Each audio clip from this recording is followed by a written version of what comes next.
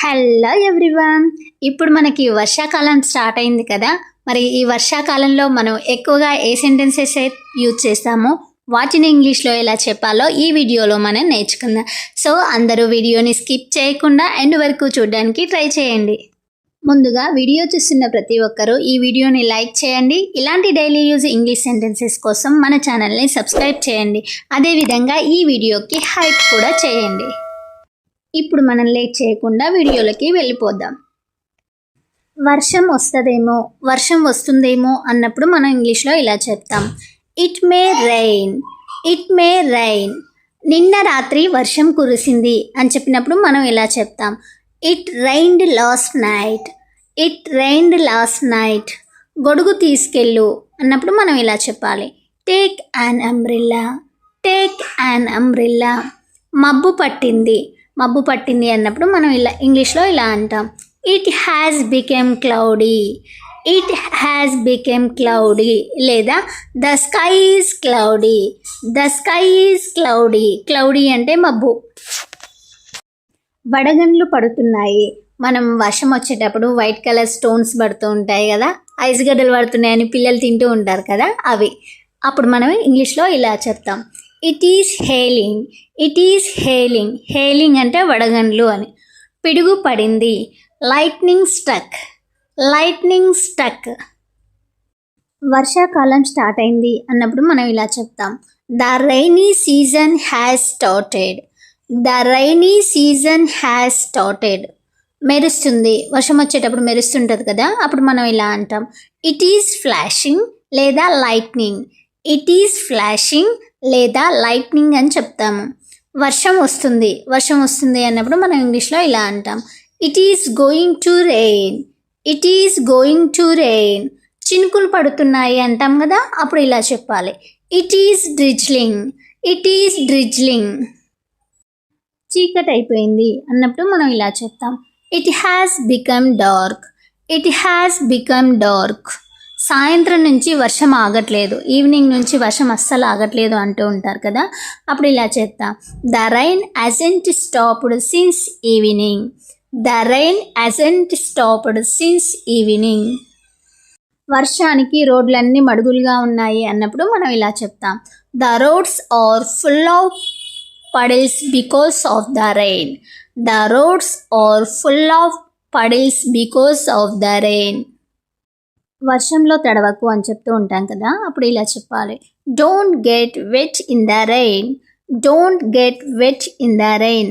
వర్షంలో తడిసి ముద్దైపోయావు అని అంటూ ఉంటారు కదా, అప్పుడు ఇలా చెప్తాం, you are completely soaked in the rain, you are completely soaked in the rain.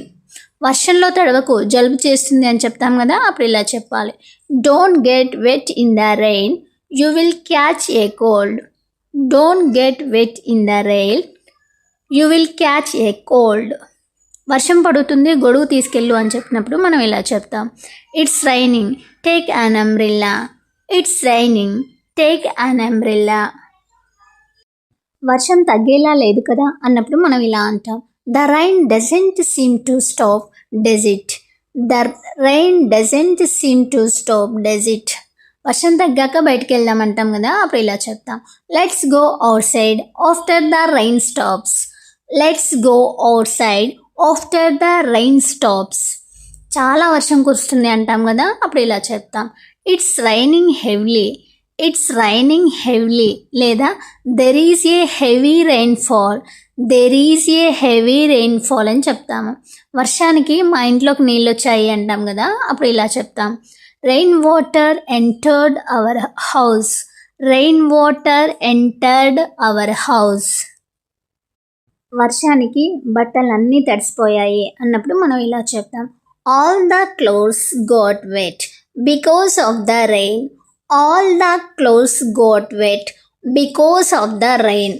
వర్షం వచ్చేలా ఉంది, మేడ మీద బట్టలు తీసుకురా అని చెప్తాం కదా, అప్పుడు ఇలా చెప్తాం, it looks like it's going to rain, bring the clothes in from the terrace, it's look like it's going to rain, bring the clothes in from the terrace. వర్షం వచ్చింది, బయటికి ఎలా వెళ్ళాలి అంటాం కదా, అప్పుడు ఇలా అనాలి, it's raining, how can we go out side?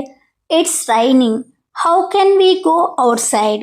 వర్షంలో మిర్చిలు తింటే చాలా బాగుంటుంది అంటాం కదా, అప్పుడు ఇలా చెప్పాలి. It's very nice to eat chillies during the rain.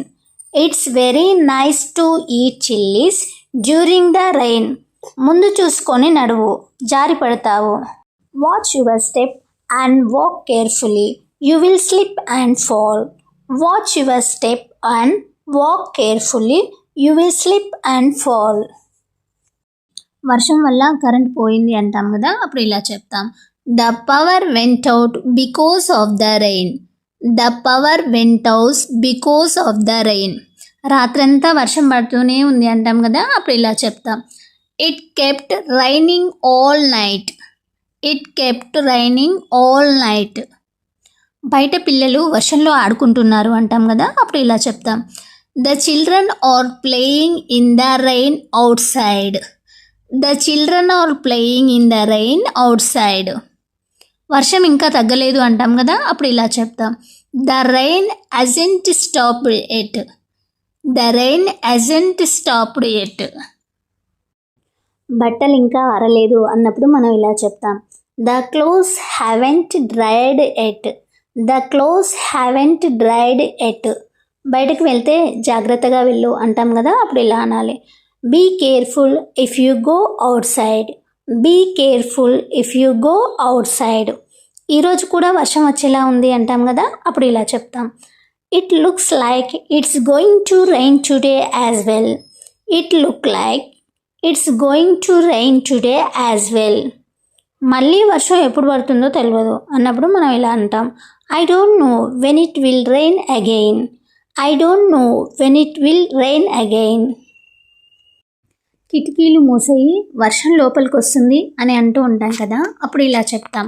Close the Windows, the rain is coming inside. Close the Windows, the rain is coming inside. ఇంటి గుమ్మం ముందు నీళ్లు చేరాయి అంటాం కదా, అప్పుడు ఇలా చెప్తాం. Water has accumulated in front of the house.